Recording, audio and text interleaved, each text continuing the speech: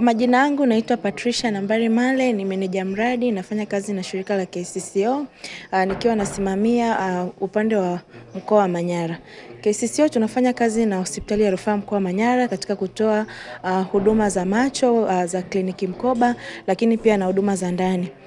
Wiki hii ni maadhimisho ya wiki ya uoni duniani ambapo huadhimishwa kila Alhamisi ya wiki ya pili ya mwezi Oktoba. Sisi kama kitengo cha macho hospitali ya rufaa mkoa wa Manyara tumeandaa kambi kubwa kabisa ya madaktari bingwa wa macho itakayofanyika wilayani Kiteto.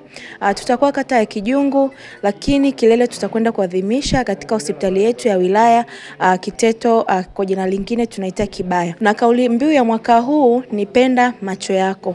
Kila mtu mwenye macho anapaswa apende macho yake, ndo kauli mbiu yetu ya mwaka 2025. Kwa majina naitwa Makrina Martin Kiramba, ni muuguzi katika hospitali ya mkoa wa Manyara. Nafanya kazi katika kitengo cha macho mbalimbali.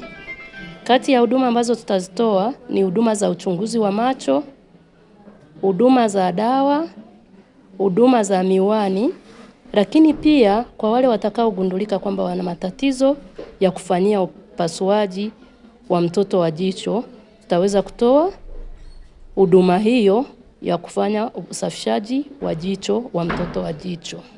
Lakini pia huduma za macho zinaendelea pia katika hospitali yetu ya mkoa wa Manyara kila siku kuanzia saa 2 mpaka saa 9:30 jioni. Hivyo tunakaribisha wananchi wote ndani ya wilaya Kiteto pamoja na maeneo jirani katika kupata huduma hizi za macho. Karibuni sana tuwahudumie.